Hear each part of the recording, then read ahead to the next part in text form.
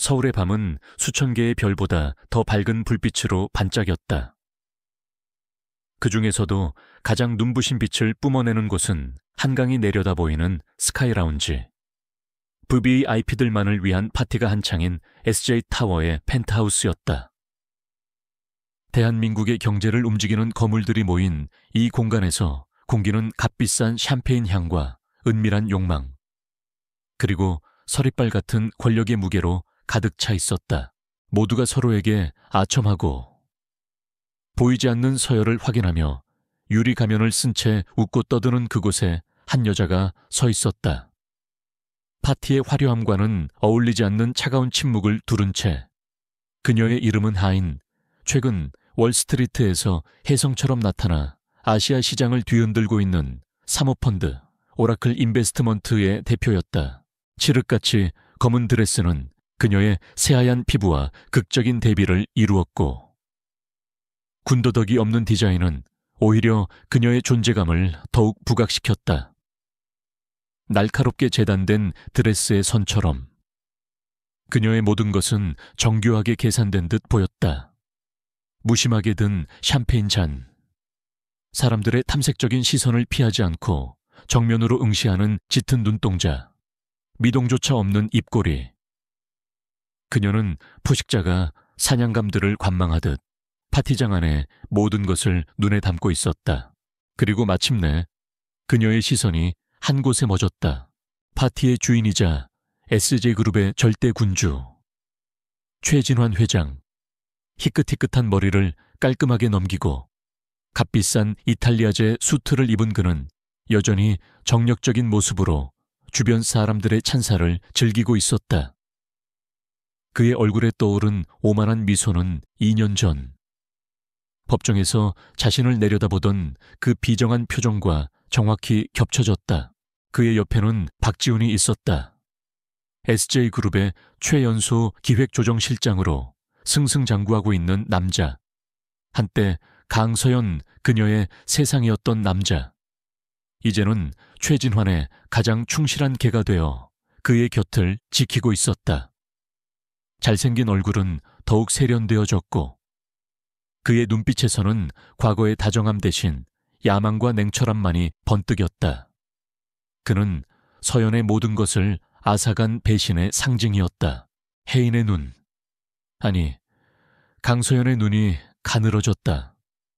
심장이 얼음 송곳으로 찔린 듯 차갑게 아려왔지만 그녀의 표정에는 어떤 감정도 드러나지 않았다. 지난 2년간 교도소의 차가운 시멘트 바닥에서 그녀가 갈고 닦은 것은 비단 복수를 위한 지식과 정보뿐만이 아니었다. 자신의 모든 감정을 완벽하게 통제하는 법.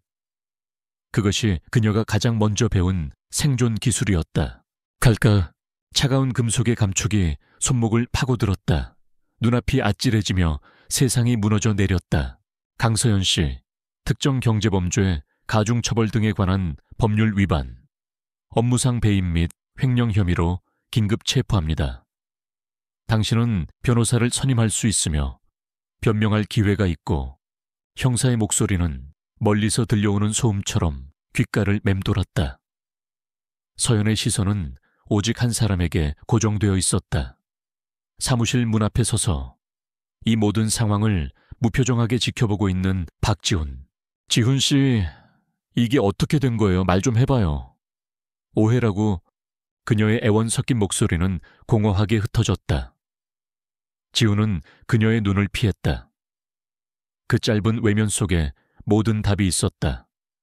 그가 그녀를 배신했다. 그가 그녀에게 모든 죄를 뒤집어 씌웠다. SJ그룹의 비자금 내역과 로비 장부를 발견하고 그에게 모든 것을 털어놓았던 바로 그날. 그녀의 운명은 결정되었던 것이다. 미안하다. 그가 힘겹게 내뱉은 한마디는 칼이 되어 서연의 심장에 박혔다. 미안하다고 무엇이 나를 사랑했던 것이 아니면 나를 지옥으로 밀어넣는 것이. 검찰청으로 끌려가는 내내 서연은 아무 말도 할 수 없었다. 머릿속에는 오직 그의 마지막 모습만이 반복해서 재생될 뿐이었다. 그녀의 삶과 미래, 사랑과 믿음이 한꺼번에 산산조각 났다. 그 조각들은 날카로운 파편이 되어 그녀의 영혼을 난도질했다. 법정에서 최진환 회장은 피해자의 얼굴을 하고 증인석에 섰다. 그는 젊고 유능한 직원을 믿었지만 그녀가 자신의 신뢰를 배신하고 회사에 막대한 손해를 입혔다며 비통한 표정으로 연기했다. 그리고 그 옆에는 박지훈이 서연이 그에게 건넸던 모든 자료들을 마치 자신이 찾아낸 것처럼 보고하며 그녀의 죄를 입증하고 있었다. 모든 증거는 완벽하게 조작되어 그녀를 향하고 있었다. 세상은 그들의 말을 믿었다. 희대의 악녀, 은혜를 원수로 갚은 배신자. 언론은 연일 그녀의 사진을 대서특필했고 사람들은 그녀에게 돌을 던졌다. 2년이라는 형량이 선고되었을 때 서연은 더 이상 눈물조차 흘리지 않았다. 대신 그녀의 마음속에는 차가운 불꽃이 피어올랐다. 모든 것을 태워버릴 때까지 결코 꺼지지 않을 복수의 불꽃이었다. 저 여자는 누굽니까? 최진환 회장이 낮은 목소리로 박지훈에게 물었다.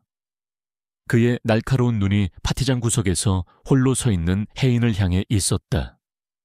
처음 보는 얼굴이었지만 그녀에게서 뿜어져 나오는 강렬한 아우라는 노회한 사업가의 감각을 자극했다. 박지훈은 최 회장의 시선을 따라 혜인을 바라보았다.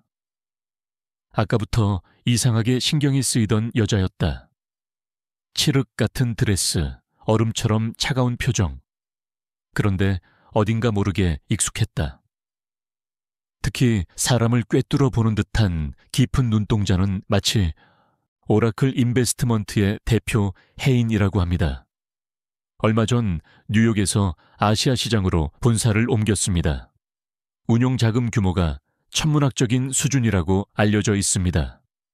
지훈이 재빨리 머릿속의 정보를 꺼내 보고했다. 그는 최근 금융계의 동향을 파악하며 그녀의 이름을 몇 번 들었던 터였다.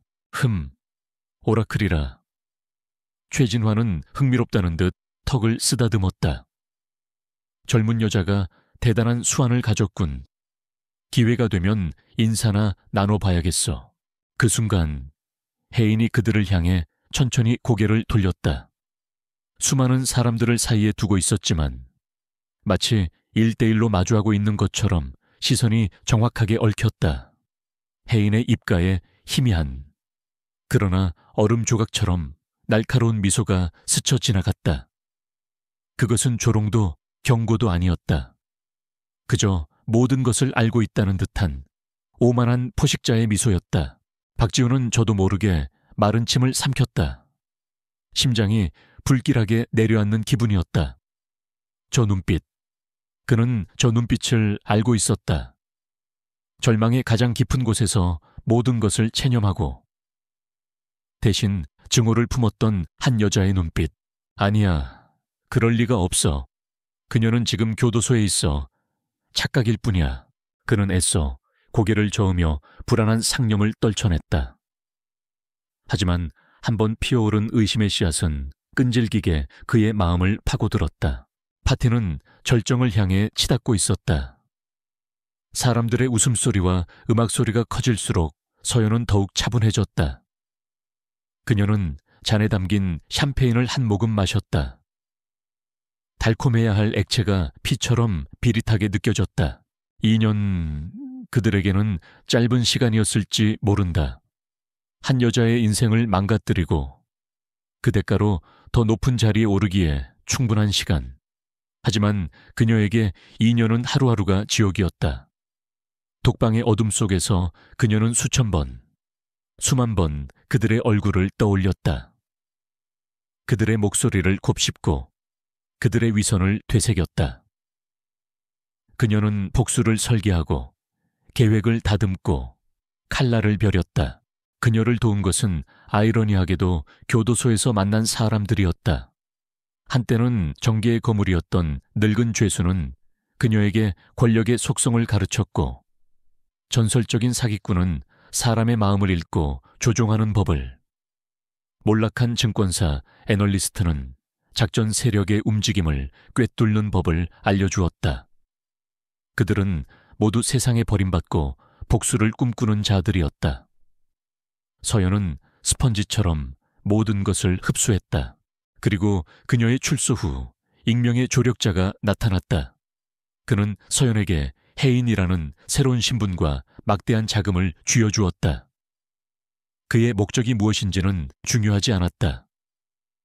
중요한 것은 그와 그녀의 목표가 같다는 사실이었다. 바로 SJ그룹과 최진환의 파멸. 이제 막이 올랐다. 이것은 단순한 복수극이 아니다. 이것은 전쟁이다. 그녀가 잃어버린 모든 것을 되찾고 그들이 쌓아 올린 거짓에 제국을 무너뜨리기 위한 처절한 전쟁. 해인은 더 이상 파티에 미련이 없다는 듯 몸을 돌렸다. 그녀가 움직이자 사람들의 시선이 다시 한번 그녀에게 쏠렸다. 그녀는 그 모든 시선을 가볍게 무시하며 파티장을 빠져나갔다. 엘리베이터 문이 닫히기 직전 그녀는 마지막으로 박지훈이 있던 곳을 돌아보았다. 그는 여전히 혼란스러운 표정으로 그녀가 사라진 자리를 멍하니 바라보고 있었다. 서연은 속으로 나지막이 읊조렸다. 그래, 그렇게 계속 쳐다봐. 박지훈, 네가 버린 여자가 어떻게 지옥에서 돌아와 너의 모든 것을 무너뜨리는지 똑똑히 지켜봐. 엘리베이터는 소리 없이 1층으로 향했다. 문이 열리자 서울의 차가운 밤 공기가 그녀를 맞았다. 하지만 그 어떤 공기도 2년 전 그녀의 손목을 감쌌던 수갑의 냉기보다 차가울 수는 없었다. 그녀의 입가에 마침내 진짜 미소가 떠올랐다. 잔인하고도 아름다운 사냥의 시작을 알리는 미소였다. 이제 시작이야. 파티에 화려한 조명이 꺼진 도시의 이면. 한강 남단에 버려진 창고를 개조한 듯한 공간은 바깥의 정막과는 전혀 다른 세상이었다. 거대한 벽면을 가득 메운 수십 개의 모니터가 끊임없이 데이터를 쏟아냈고 서늘한 공기 속에는 쉴 새 없이 돌아가는 서버의 소음만이 낮게 울리고 있었다. 이곳이 바로 해인의 심장부이자 복수를 위한 전쟁을 지휘하는 사령부였다. 해인은 편안한 검은색 스웨터 차림으로 거대한 테이블 중앙에 앉아 있었다. 그녀의 앞에는 금융시장의 모든 흐름을 실시간으로 보여주는 홀로그램 차트가 떠 있었다. 그녀의 눈은 숫자의 바다를 헤엄치면서도 단 하나의 미세한 흐름도 놓치지 않았다. 준비는 끝났어, 케이. 해인이 허공을 향해 말하자 스피커에서 기계음이 섞인 젊은 남자의 목소리가 흘러나왔다.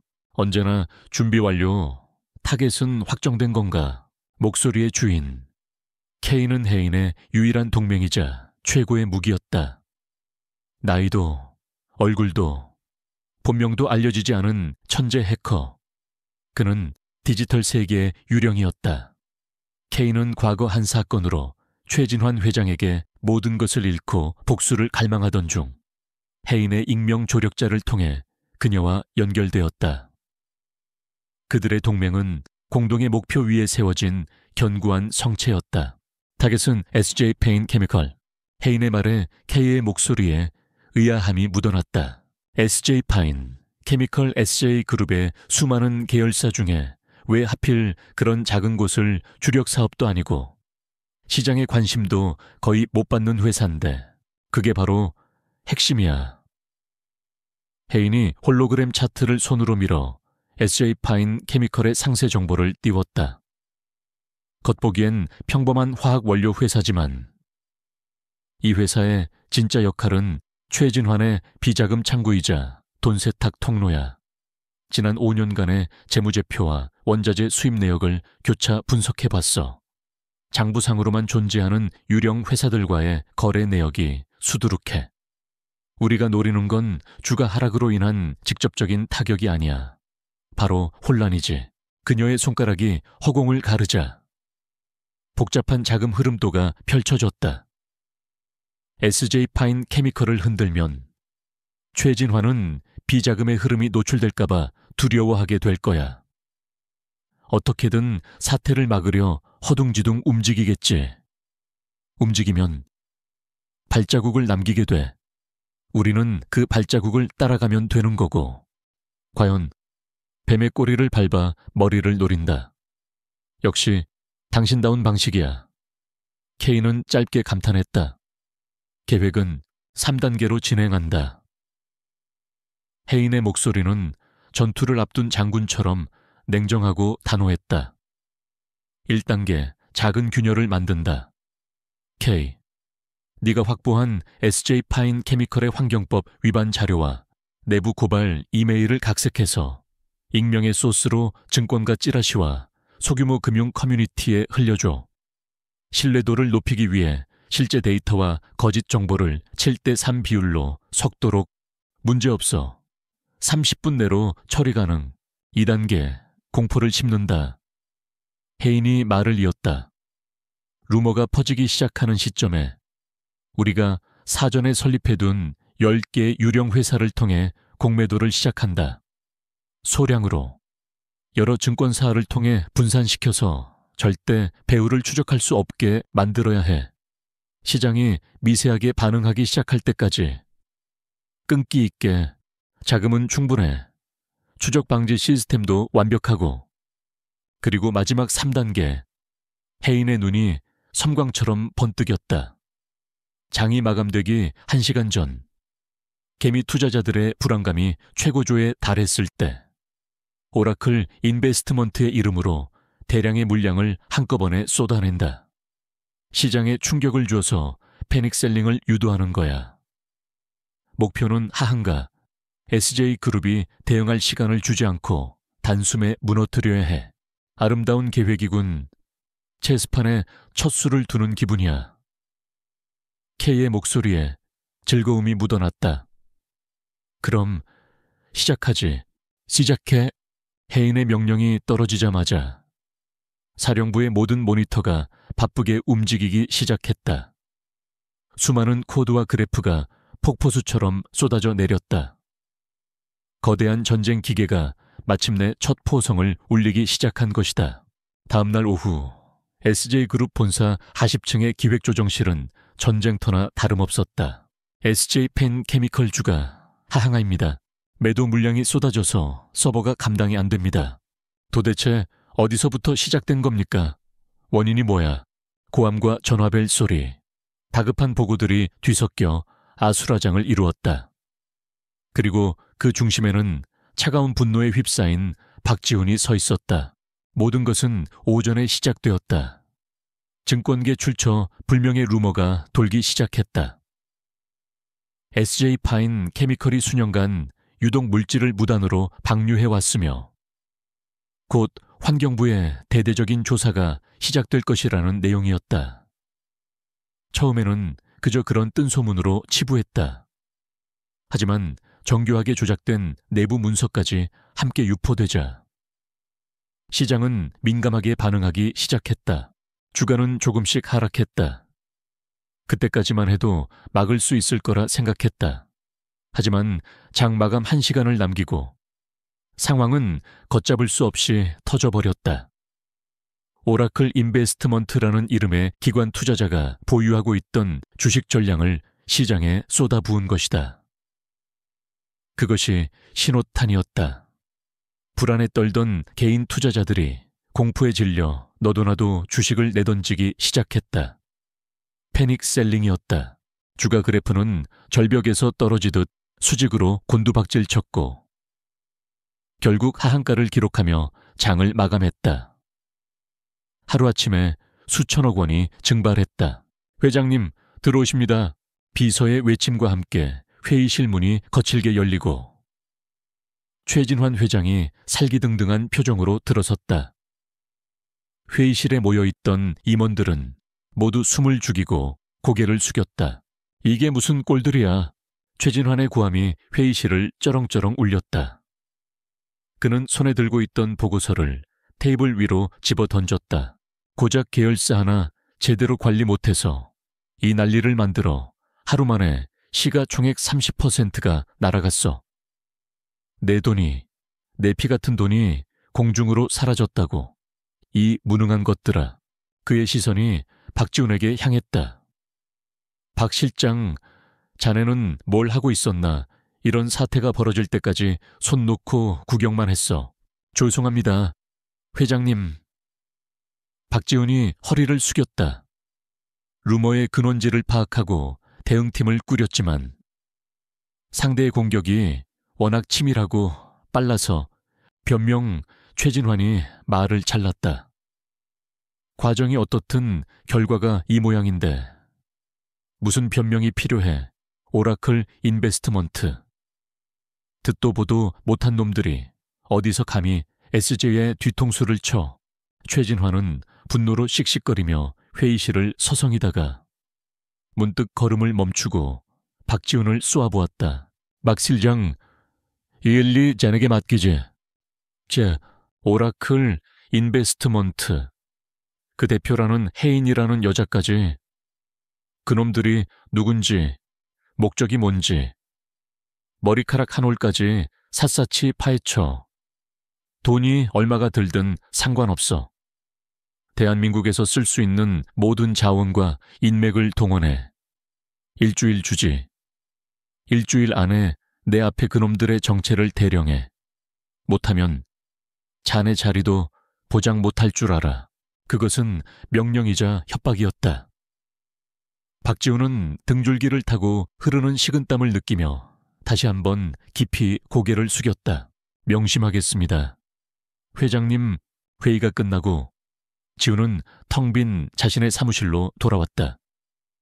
그는 의자에 몸을 깊숙이 묻고 눈을 감았다. 머릿속이 터질 것처럼 복잡했다. 이번 공격은 단순한 기업 사냥꾼의 소행이 아니었다. 너무나도 정교하고 SG그룹의 가장 아픈 곳을 정확히 찔렀다. 마치 내부 사정을 훤히 꿰뚫고 있는 사람처럼. 그리고 무엇보다 오라클 인베스트먼트의 대표 혜인이라는 이름이 그의 뇌리에서 떠나지 않았다. 지난밤 파티에서 마주쳤던 그 여자, 얼음처럼 차가웠던 그녀의 눈빛. 설마. 지훈은 고개를 흔들며 불길한 예감을 떨쳐내려 했다.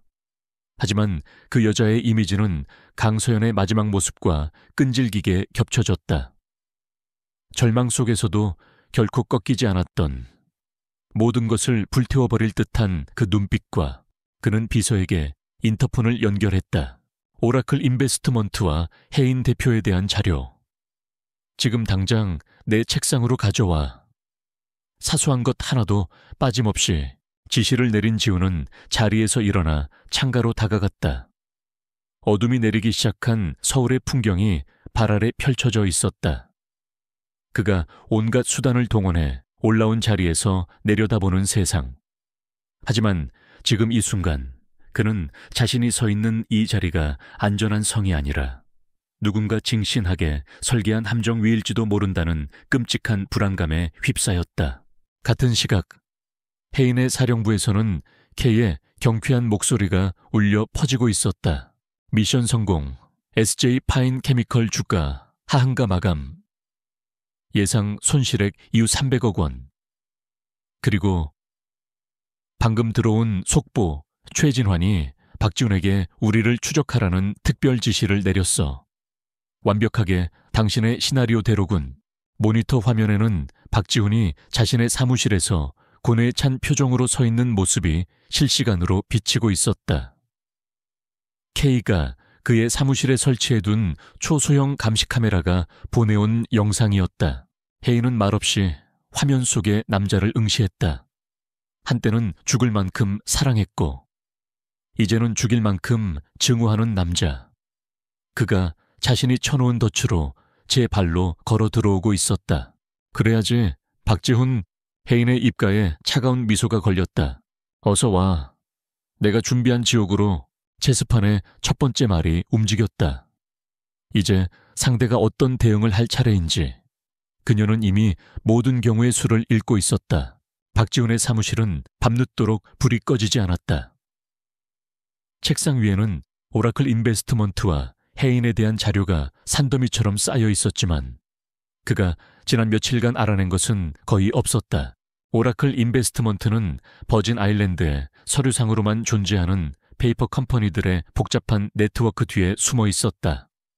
자금의 출처를 추적하려 해도 수십 개의 조세 회피처를 거치며 깨끗하게 세탁된 뒤라 흔적조차 찾을 수 없었다. 대표라는 해인 역시 마찬가지였다. 그녀의 경력은 월스트리트의 작은 부티크 투자사에서 시작해 혜성처럼 나타나기까지 완벽하게 꾸며져 있었지만 그 이전의 삶은 마치 존재하지 않았던 것처럼 백지 상태였다. 누군가 의도적으로 만들어낸 유령 같은 존재였다. 젠장. 지우는 마른 세수를 하며 욕설을 짓씹었다. 상대는 보통 내기가 아니었다. 철저한 준비와 막대한 자본, 그리고 SJ그룹의 내부를 꿰뚫고 있는 듯한 정보력까지. 이건 단순한 기업 사냥이 아니었다. 명백한 악의를 품고 SJ를, 아니, 최진환 회장을 정조준한 공격이었다. 그리고 그의 머릿속에서는 여전히 그날 밤 파티에서 마주친 혜인의 얼굴이 떠나지 않았다. 강서연과 닮았다고 생각했던 그 눈빛. 그는 자신의 의심을 떨쳐내기 위해 교도소에 수감된 강서연의 기록까지 몰래 확인했다. 2개월 전 만기 출소. 그 사실을 확인한 순간 그의 심장은 차갑게 가라앉았다. 하지만 그는 애써 고개를 저었다. 2년 동안 사회와 격리되어 있던 여자가 출소한 지 2달 만에 이런 거대한 일을 꾸민다는 것은 불가능했다. 이건 그저 우연의 일치일 뿐이라고. 그는 스스로를 다독였다. 그때 그의 개인 단말기에 암호화된 메시지 하나가 도착했다. SJ그룹 감사팀장이 보낸 비밀 보고였다. 김민석 법무팀장. 3년 전 미공개 정보 이용 주식 부당 거래 혐의, 익명 제보 접수, 증거 자료 신빙성 높음, 내부 감찰 착수 예정. 지훈의 눈이 가늘어졌다. 김민석 팀장. 그는 최진환 회장의 가장 더러운 일들을 처리해주는 충견 중의 충견이었다. 2년 전 강서연에게 죄를 뒤집어 씌우기 위한 증거를 조작하고 여론을 조종했던 장본인이기도 했다. 그런 자가 내부 감찰 대상에 올랐다고, 그것도 이렇게 민감한 시기에. 타이밍이 너무 절묘하잖아. 지우는 자신도 모르게 중얼거렸다. 외부에서는 오라클 인베스트먼트가 회사를 뒤흔들고 내부에서는 핵심 인물의 비리가 터져 나온다. 이것을 과연 우연으로만 볼 수 있을까? 마치 잘 짜인 교향곡처럼. 외부의 공격과 내부의 균열이 정확한 박자로 진행되고 있었다. 혜인의 사령부. 거대한 모니터에는 SJ그룹 내부 통신망을 감청한 데이터가 실시간으로 흘러가고 있었다. K가 감사팀장의 단말기에서 빼낸 보고 내용을 확인한 혜인의 입가에 만족스러운 미소가 번졌다. 역시 당신 예측대로야. 감사팀이 움직이기 시작했어. 익명 제보는 완벽하게 처리했고 IP 추적도 불가능해. 스피커 너머 K의 목소리는 언제나처럼 유쾌했다. 김민석은 어떤 사람이지? 김민석 사법고시 수석이었지만 돈과 권력에 대한 탐욕 때문에 검사 옷을 벗고 최진환 밑으로 들어갔지. 머리는 좋지만 그릇이 작고 겁이 많아. 자신의 안위를 위해서라면 무슨 짓이든 할 인간이야. 최진환은 그의 그런 점을 이용해서 온갖 지저분한 일을 시켰고, 한마디로 약점을 잡고 흔들기엔 최적의 타겟이지. 맞아. 사자나 호랑이는 정면으로 싸우기보다 그들이 의지하는 다리부터 하나씩 부러뜨려야 해. 김민석은 최진환의 가장 더러운 발톱이야. 그 발톱을 먼저 뽑아버리는 거지. 혜인의 계획은 치밀했다. 김민석을 사회적으로 매장시키는 것은 목적이 아니었다. 그녀가 원하는 것은 의심이라는 독초를 최진환과 그의 수하들 사이에 심는 것이었다. 최진환은 본래 아무도 믿지 않는 인간이다. 위기의 순간에는 가장 가까운 사람부터 의심하고 제물로 삼는다. 김민석의 비리 정보는 그 의심에 불을 붙이는 도화선이 될 터였다. 외부의 적보다 무서운 것은 내부의 적이라는 공포. 서로를 믿지 못하게 될 때 그들의 견고했던 동맹은 모래성처럼 무너져 내릴 것이다. 강서연, 그녀 자신이 바로 그 동맹의 배신으로 무너졌듯이 다음은 뭐야? 김민석이 무너지면 다음 타겟은 박지훈인가? 키 질문의 혜인은 잠시 침묵했다. 모니터 화면에는 박지훈이 고뇌하는 모습이 비치고 있었다. 아이란전, 혜인이 나지막이 말했다. 박지훈은 마지막 디저트야. 가장 공들여서 가장 고통스럽게 맛봐야지. 그녀의 목소리에는 얼음 같은 냉기와 함께 지독한 슬픔이 묻어 있었다. SJ그룹 회장실의 공기는 살얼음판처럼 팽팽했다. 최진환 회장은 거대한 마호가니 책상 뒤에 앉아 눈앞에 서 있는 김민석 팀장을 묵묵히 응시하고 있었다. 그의 시선은 날카로운 칼날 같아서 김민석은 감히 고개조차 들지 못했다. 김 팀장, 최진환의 낮은 목소리가 정적을 깼다. 네, 회장님. 김민석은 저도 모르게 마른 침을 삼켰다. 요즘 회사 안팎으로 시끄러운 소리가 많이 들려. 외부에서는 듣도 보도 못한 것들이 내 집을 넘보고 안에서는 쥐새끼들이 곳간을 축내고 있다는 소문도 있고. 나세리. 나는 말이야, 김 팀장. 배신자를 가장 증오해. 내 밥을 먹고 내 은혜를 입었으면 그에 걸맞은 충성을 보여야 하는 게 도리 아닌가. 최진환은 자리에서 일어나 김민석에게 천천히 다가왔다. 그의 손이 김민석의 어깨를 무겁게 짓눌렀다. 감사팀 보고는 받았겠지. 3년 전 일이라고 들었어. 자네답지 않게 뒤처리가 미숙했더군.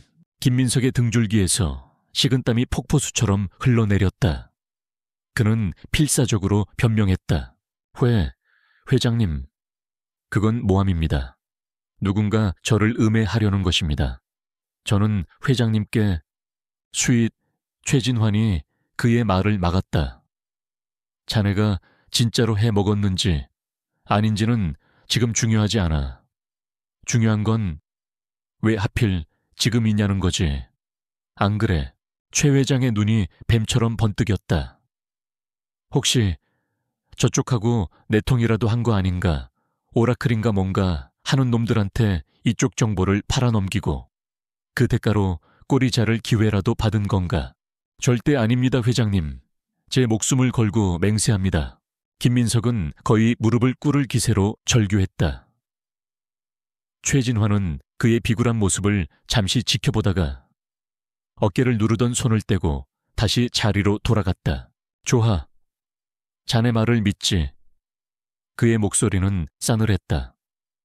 그러니 증명해봐. 자네의 충성심을. 이번 오라클 건 박 실장만 믿고 있을 게 아니라 법무팀에서도 전력을 다해 움직여. 그놈들 뒤를 캐서 약점 하나라도 찾아내. 그리고 자네를 음해한 내부의 쥐새끼도 색출해. 네. 일주일 주지. 그때까지 아무런 성과도 없으면 나는 자네의 결백을 믿어줄 이유가 없어. 알겠나? 네, 명심하겠습니다. 회장님. 김민석은 거의 기다시피 회장실을 빠져나왔다. 문이 닫히자마자 그는 복도벽에 등을 기대고 거친 숨을 몰아쉬었다. 온몸이 사시나무처럼 떨렸다. 최진환의 눈은 그를 믿지 않고 있었다. 그는 이미 버릴 카드로 고려되고 있었다. 누구지? 대체 누가 내 비밀을 아는 사람은 몇 명 없는데. 그의 머릿속에 몇몇 얼굴이 스쳐 지나갔다. 그리고 그 중에는 박지훈의 얼굴도 있었다. 박지훈이라면 자신의 약점을 알고 있을 가능성이 있었다. 그가 자신을 쳐내고 공을 독차지하려는 것은 아닐까? 아니면 정말로 외부의 누군가와 연결된 것일까? 의심은 꼬리에 꼬리를 물고 그의 이성을 좀먹기 시작했다. 박지훈 역시 혼란스럽기는 마찬가지였다. 김민석의 비리 사건은 단순한 내부 고발로 보기에는 석연치 않은 점이 너무 많았다. 제보된 증거는 너무나도 정확했고 타이밍은 기가 막혔다. 마치 누군가 SJ그룹의 내부 권력 구조와 인물들의 약점을 손바닥 보듯 들여다보며 가장 효과적인 시점에 가장 아픈 곳을 찌른 것 같았다. 그는 문득 2년 전의 일을 떠올렸다. 강서연, 그녀는 누구보다 SJ그룹의 내부 사정을 잘 알던 인재였다. 만약 그녀가 이 모든 일의 배후에 있다면 아니야, 말도 안 돼. 그는 다시 한번 고개를 저었다. 하지만 의심의 씨앗은 한번 뿌려지면 걷잡을 수 없이 자라나는 법이다. 그는 자리에서 일어나 자신의 비밀 금고를 열었다. 그 안에는 2년 전 강서연과 함께 찍었던 사진 한 장이 있었다. 행복하게 웃고 있는 그녀의 얼굴. 그는 그 사진을 오랫동안 들여다보았다. 같은 시각, 김민석은 자신의 사무실에서 밤늦게까지 무언가를 찾고 있었다. 그는 굳게 잠겨있던 캐비닛을 열고 오래된 서류들을 다급하게 뒤지기 시작했다. 그러다 마침내 손에 잡힌 하나의 파일을 들고 안도의 한숨을 내쉬었다. 그것은 2년 전 강서연의 재판에 제출했던 증거들을 조작한 원본 데이터와 그 모든 것을 지시했던 최진환 회장의 음성이 담긴 녹음 파일이었다. 나 혼자 죽을 순 없지. 절대로. 그는 파일을 자신의 외장 하드에 복사하며 중얼거렸다. 그의 눈빛은 더 이상 단순한 탐욕이 아닌 벼랑 끝에 몰린 짐승의 처절한 공포와 도끼로 가득 차 있었다. 혜인이 심어놓은 의심의 씨앗이 마침내 그의 마음속에서 검은 싹을 틔우기 시작한 것이다. 시간이 흐를수록 박지훈은 보이지 않는 거미줄에 얽매인 나방처럼 발버둥 쳤다. 그가 동원한 최고의 정보팀도 수십억 원의 비용도 혜인이라는 여인의 과거 앞에서는 무용지물이었다. 그녀의 신원은 합법적인 서류와 완벽한 기록으로 구축된 철옹성이었다. 뚫으려 할수록 더욱 견고해질 뿐 어떤 균열도 보이지 않았다. 젠장, 유령이란 말인가. 하늘에서 뚝 떨어지기라도 했어. 지우는 책상 위에 널린 보고서들을 거칠게 쓸어버렸다. 팀원들은 그의 분노 앞에서 숨을 죽였다. 지난 며칠간 그는 잠을 거의 자지 못했다. 그의 머릿속은 온통 혜인이라는 여자와 불길한 의심으로 가득 차 있었다. 강서연. 그 이름은 망령처럼 그의 곁을 맴돌며 이성의 끈을 갉아먹고 있었다. 그는 애써 부정했다. 출소한 지 2달밖에 안 된 여자가 월스트리트를 뒤흔드는 거물이 되어 나타난다는 건 소설에나 나올 법한 이야기였다. 하지만 김민석 팀장의 비리가 터진 시점, SJ 파인 케미컬을 공격한 방식, 그리고 무엇보다 그의 심장을 얼어붙게 했던 그녀의 그 눈빛, 모든 조각들이 불가능하다고 외치는 가설을 향해 끈질기게 맞춰지고 있었다. 바로 그때 정보팀의 막내가 조심스럽게 입을 열었다. 실장님, 별건 아닐 수도 있습니다만 특이한 점을 하나 발견했습니다. 뭐야? 지훈의 날카로운 시선이 그에게 향했다. 오라클 인베스트먼트가 최근에 인사동의 작은 갤러리를 하나 인수했습니다. 갤러리 연란, 적재 허덕이던 아주 작은 화랑입니다. 투자 가치는 거의 제로에 가깝습니다. 갤러리 연.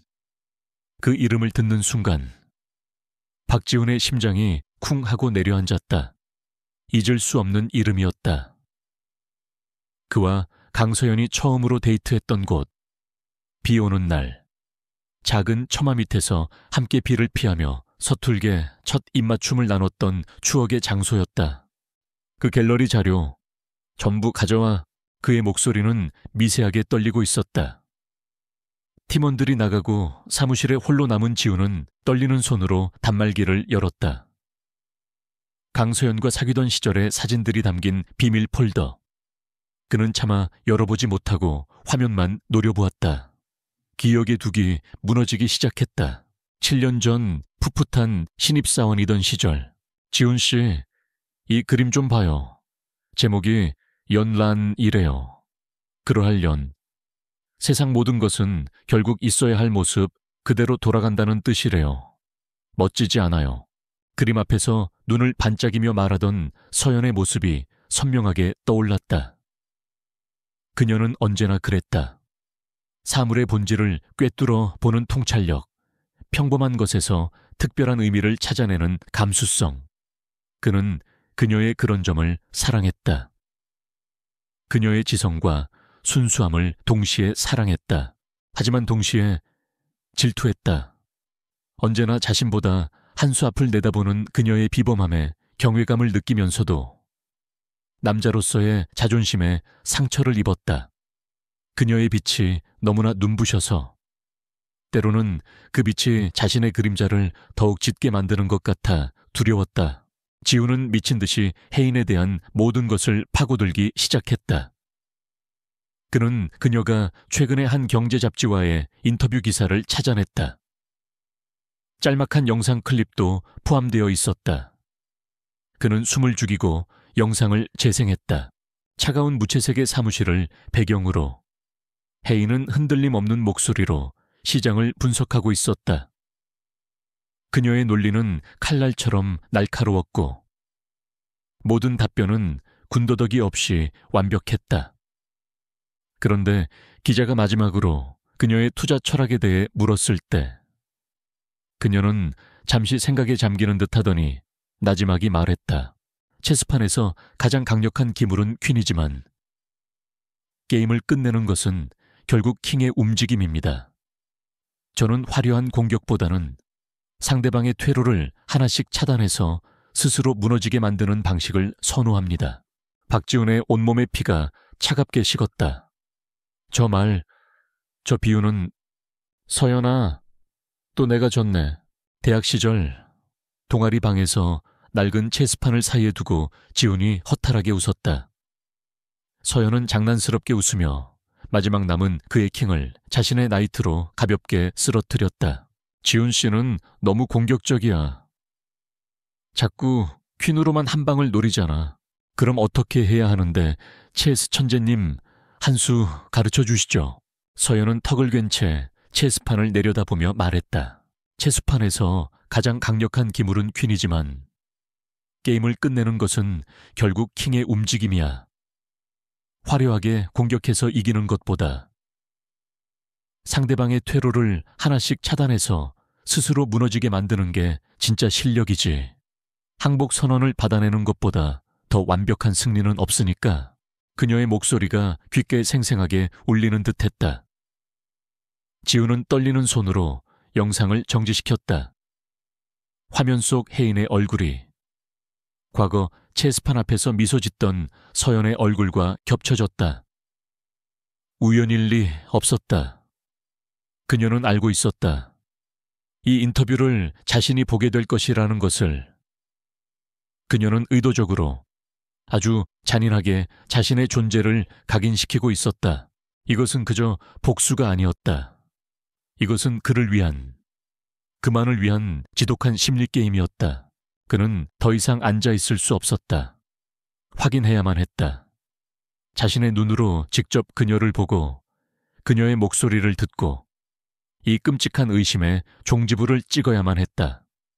그는 비서를 통해 오라클 인베스트먼트 측에 공식적인 미팅을 요청했다. SJ그룹과의 협력 방안을 논의하고 싶다는 그럴듯한 명분을 내세웠다.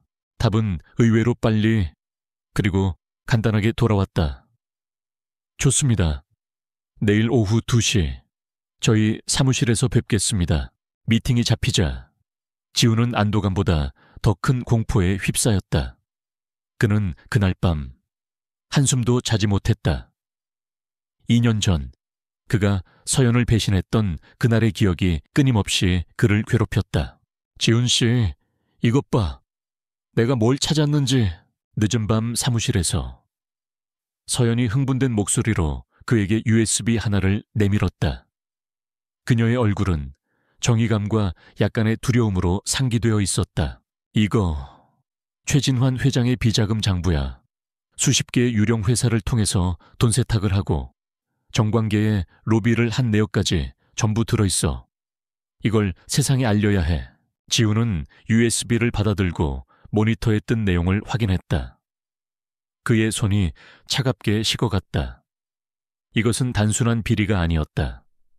SJ그룹 전체를 뒤흔들 수 있는 거대한 판도라의 상자였다. 서연은 순수하게 믿고 있었다. 그가 자신과 함께 정의의 편에 서줄 것이라고. 하지만 그 순간 그의 머릿속에서는 다른 계산이 돌아가고 있었다. 이 사실을 세상에 알리면 어떻게 될까? 회사는 무너지고 정의는 실현될지 모른다. 하지만 그는 모든 것을 잃게 될 것이다. 그가 지금까지 쌓아온 모든 것들이 반대로 이 사실을 최진환 회장에게 가져간다면 그는 서연을 배신하는 것이 된다. 하지만 그는 최 회장의 절대적인 신임을 얻고 지금껏 상상도 못했던 자리까지 오를 수 있을 것이다. 악마의 속삭임은 너무나도 달콤했다. 그는 고뇌했다. 그리고 결국 야망을 선택했다. 그는 서연을 안심시키고 자료를 넘겨받았다. 그리고 다음 날 그는 그것을 가지고 최진환에게 가는 대신 모든 죄를 서연에게 뒤집어 씌울 치밀한 계획을 세웠다. 그는 그녀의 믿음을, 그녀의 사랑을, 그녀의 인생을 제물로 바쳐 자신의 성공을 샀다. 다음 날 오후 박지우는 약속 시간에 맞춰 오라클 인베스트먼트 사무실이 있는 빌딩에 도착했다. 최고급 빌딩의 최상층에 위치한 사무실은 극도의 미니멀리즘을 추구하고 있었다. 차가운 대리석과 유리 금속으로만 이루어진 공간은 마치 거대한 얼음 궁전 같았다. 혜인은 회의실에서 그를 기다리고 있었다. 완벽한 비즈니스 수트 차림의 그녀는 어제 영상에서 본 것보다 훨씬 더 차갑고 압도적인 아우라를 뿜어냈다. 박지훈 실장님, 만나 뵙게 되어 영광입니다. 그녀가 먼저 손을 내밀었다. 지훈은 잠시 망설이다가 그녀의 손을 맞잡았다. 차갑고 미세한 떨림조차 없는 손이었다. 그는 애써 평정을 유지하며 자리에 앉았다. 그는 그녀의 얼굴을 샅샅이 훑었다. 닮았지만 달랐다. 2년이라는 시간과 고통이 그녀의 얼굴에서 과거의 흔적을 지워버린 것일까? 아니면 정말 다른 사람인 걸까? 미팅은 형식적인 이야기로 시작되었다. 지우는 SJ그룹의 비전에 대해 설명했고 혜인은 날카로운 질문을 던졌다. 그녀의 통찰력은 2년 전에 강소연을 능가하고 있었다. 그는 점점 더 혼란에 빠졌다. 바로 그때였다. 지훈이 다음 프로젝트에 대해 설명하며 열변을 토하는 순간 혜인은 테이블 위에 놓여있던 자신의 만년필을 들어 테이블을 가볍게 똑똑 2번 두드렸다. 지훈의 말이 순간 멎었다. 온몸의 신경이 그 소리에 집중되었다. 덕. 그것은 서연의 오랜 버릇이었다. 그녀는 중요한 결정을 내리거나 상대방의 논리적 허점을 파고들기 직전에 항상 무의식적으로 그런 행동을 했다. 오직 그만이 알고 있던 그녀의 아주 사소한 버릇. 지우는 창백해진 얼굴로 혜인을 바라보았다. 그녀는 아무것도 모른다는 듯 평온한 표정으로 그를 응시하고 있었다. 하지만 그녀의 눈 깊은 곳에서 지우는 보았다. 조롱과 경멸이 뒤섞인 차가운 불꽃을. 모든 의심이 사라졌다. 퍼즐의 마지막 조각이 맞춰졌다. 혜인. 그녀가 바로 강서연이었다.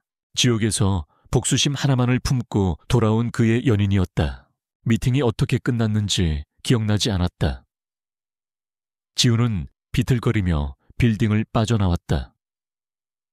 차가운 바람이 그의 뺨을 때렸지만 그는 아무것도 느낄 수 없었다. 머릿속에는 오직 똑똑 소리와 그녀의 차가운 눈빛만이 가득했다. 두려움이 그의 온몸을 지배했다. 이것은 단순한 추측이 아니었다. 명백한 확신이었다. 그는 덫에 걸렸다. 강서연이 지난 2년간 치밀하게 설계한 거대한 복수의 덫. 그리고 그는 그 중심을 향해 제 발로 걸어 들어온 것이었다. 이제 도망칠 곳은 없었다. 박지훈에게 세상은 두 종류의 소리로 가득 찼다. 하나는 그의 귓가에서 끊임없이 울리는 만년필 소리. 똑, 똑. 다른 하나는 그의 심장이 공포에 질려 쿵쾅거리는 소리. 그는 자신이 거대한 체스판 위에 놓인 무력한 폰이라는 사실을 깨달았다. 강서연, 아니, 혜인이라는 이름의 플레이어는 이미 수십 수 앞을 내다보며 그의 모든 움직임을 예측하고 있었다. 그는 누구에게도 말할 수 없었다. 최진환 회장에게 혜인의 정체를 보고하는 순간 그는 2년 전 사건의 공범이자 강서연의 옛 연인이라는 사실 때문에 가장 먼저 제거될 것이었다. 그는 철저히 혼자였다. 과거의 죄악이 만들어낸 고독한 섬에 갇힌 채 다가오는 폭풍을 온몸으로 맞아야 했다.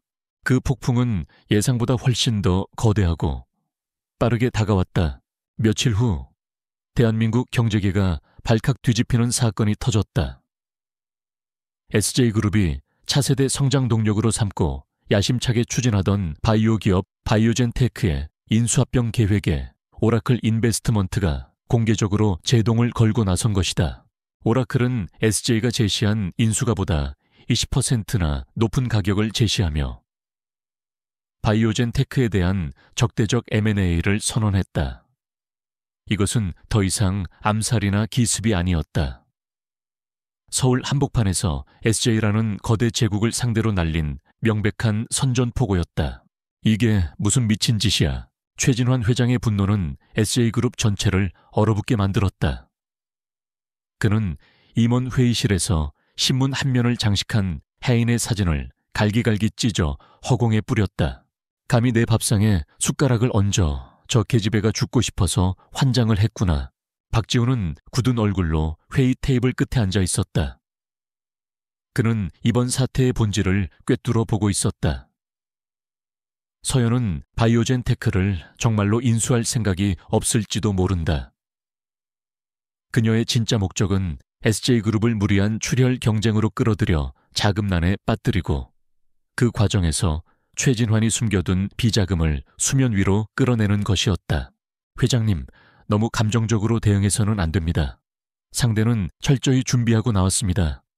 신중하게. 닥쳐. 최진환이 지훈의 말을 잘랐다. 그의 눈은 붉게 충혈되어 있었다. 박 실장, 자네 요즘 왜 이렇게 자신감이 없어? 고작 여자 하나가 무서워서 꼬리를 내리는 건가? 자네에게 그년을 잡으라고 했지. 비현호하라고 한 게 아니야. 최진환의 분노는 이미 이성을 마비시킨 상태였다. 그에게 이번 싸움은 단순한 경영권 분쟁이 아니었다. 자신의 권위에 대한 정면 도전이었고 그는 수단과 방법을 가리지 않고 그 도전을 짓밟아야만 했다. 전쟁이다. 그가 선언했다. 오라클이 20%를 불렀나. 우리는 30%를 불러 돈은 걱정. 내 금고를 전부 열어서라도 저 버르장머리 없는 것들의 코를 납작하게 만들어 줄 테니. 전쟁의 서막은 언론을 통해 올랐다. 오라클 인베스트먼트는 K의 정보력을 바탕으로 SJ그룹이 과거에 인수한 기업들을 어떻게 망가뜨렸는지에 대한 자료를 교묘하게 언론에 흘렸다. 기술만 빼먹고 직원들은 대량 해고한 사례, 부동산 투기를 위해 유망한 중소기업을 파산시킨 사례들이 연일 보도되었다. SJ그룹은 순식간에 혁신을 가로막는 탐욕스러운 약탈자의 이미지를 갖게 되었다. 반면 오라클은 바이오젠테크의 기술력과 연구진의 독립성을 최대한 보장하겠다는 비전을 발표하며 혁신 기업의 든든한 파트너 이미지를 구축했다. 여론은 순식간에 다윗과 골리앗의 싸움으로 규정되며 젊고 혁신적인 도전자 혜인에게 쏠리기 시작했다. 여론 조작질까지 아주 영악한 연희로군. 최진환은 이를 갈았지만 이미 불붙은 여론을 되돌리기엔 역부족이었다. 전장은 주주총회로 옮겨갔다. 해인은 직접 바이오젠 테크의 주요 주주들을 만나 설득에 나섰다. 특히 의결권의 절반 이상을 쥐고 있는 외국계 기관 투자자들에게 그녀는 냉철한 데이터와 압도적인 카리스마로 자신의 계획을 브리핑했다. SJ그룹에 인수될 경우 단기적인 이익은 얻을지 몰라도 장기적으로는 기업의 가치가 훼손될 것이라는 점을 논리적으로 증명해 보였다. 박지훈 역시 주주들을 설득하기 위해 동분서주했지만 역부족이었다.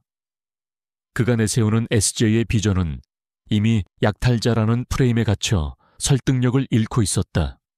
무엇보다 그는 해인, 즉 강서연이 자신의 모든 전략을 미리 예측하고 대응책을 마련해 놓았다는 것을 뼈저리게 느끼고 있었다. 그는 그녀가 설계한 판 위에서 허우적대는 꼭두각시에 불과했다. 결국 최진환은 그가 가진 가장 강력하고 가장 위험한 카드를 꺼내 들었다. 바로 권력이었다. 금융감독원 박 국장인가 전화 연결해 늦은 밤 회장실에서 최진환이 비서에게 지시했다. 그의 목소리는 그 어느 때보다 차가웠다. 잠시 후 연결된 전화에서 그는 낮은 목소리로 말했다. 박 국장, 나 최진환이네. 잘 지내지? 다름이 아니라 부탁이 하나 있어. 오라클 인베스트먼트라고. 요즘 시끄러운 외국계 펀드 말이야. 자금 출처가 좀 불분명하다는 얘기가 있던데. 긴급 세무조사든 외환관리법 위반이든 뭐든 엮어서 당분간만 좀 묶어둘 수 없겠나 그래. 그래. 국세청 쪽에도 내가 따로 연락해두지. 수고하게. 다음에 식사 한번 하지. 전화를 끊은 최진환의 입가에 비릿한 미소가 걸렸다. 박지훈은 옆에서 그 통화를 모두 듣고 있었다. 등골이 서늘해졌다. 서연이 노리던 것이 바로 이것이었다. 최진환이 불법적인 수단을 사용하도록 유도하는 것, 그가 권력과 결탁한 증거를 남기도록 만드는 것. 회장님, 너무 위험한 방법입니다. 만약 이게 알려지기라도 하면 시끄러워. 최진환이 버럭 소리를 질렀다. 전쟁에선 룰이 없는 거야. 저놈들이 먼저 반칙을 썼는데 우리가 점잖게 앉아있을 수만은 없지. 박 실장은 저 계집애 뒤낙해. 전연의 사생활이든 과거 남자관계든 뭐든 좋아. 먼지 하나라도 찾아내서 언론에 터뜨려. 그것은 명령이었다. 지우는 더 이상 아무 말도 할 수 없었다. 그는 자신이 사랑했던 여자의 과거를 파헤쳐 그녀를 사회적으로 매장시켜야 하는 임무를 맡게 된 것이다. 이보다 더 잔인한 운명의 장난이 또 있을까? 며칠 뒤 금융감독원과 국세청의 합동특별조사팀이 오라클 인베스트먼트 한국지사를 덮쳤다. 수십 명의 조사관들이 들이닥쳐 서류와 컴퓨터를 압수했다. 모든 언론이 이 소식을 긴급 뉴스로 타전했다. SJ그룹에 대항하던 신생펀드가 결국 탈세와 불법 자금 운용 혐의로 조사를 받게 되었다는 소식에 바이오젠 테크의 주가는 폭락했고 인수전의 분위기는 급격히 SJ그룹 쪽으로 기울었다. 최진환은 승리를 예감하며 크게 웃었다. 어디서 기어 나온지도 모르는 것들이 감히 내게 덤벼뼈도 못 추릴 줄 알아라. 하지만 그는 몰랐다. 이 모든 것 역시 해인이 그려놓은 거대한 그림의 일부였다는 것을. 같은 시각 압수수색으로 아수라장이 된 사무실 한가운데 해인은 조금의 동요도 없이 차분하게 창밖을 내려다보고 있었다.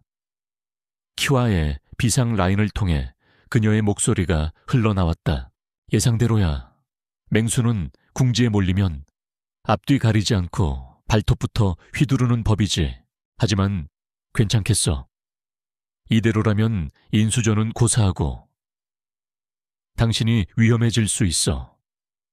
K의 목소리에 드물게 걱정이 묻어났다. 걱정 마. 케이, 이 발톱은 내가 휘두르도록 유도한 거니까. 혜인의 눈이 차갑게 빛났다. 최진환은 자신이 나를 잡았다고 생각하겠지. 하지만 사실은 그가 내 덫에 제 발로 걸어 들어온 거야. 이제 덫을 조일 시간이야. 그녀는 탁상 위에 놓인 작은 녹음기를 집어들었다. 그 안에는 최진환과 금융감독원 박 국장의 통화 내용이 고스란히 담겨 있었다. K가 SJ그룹의 통신망을 뚫고 녹음한 결정적인 증거였다. 폭풍은 이제 시작이었다. 그리고 그 폭풍의 눈 한가운데 혜인은 고요하게 그리고 잔인하게 다음 수를 준비하고 있었다. SJ그룹은 승리의 축배를 들었다.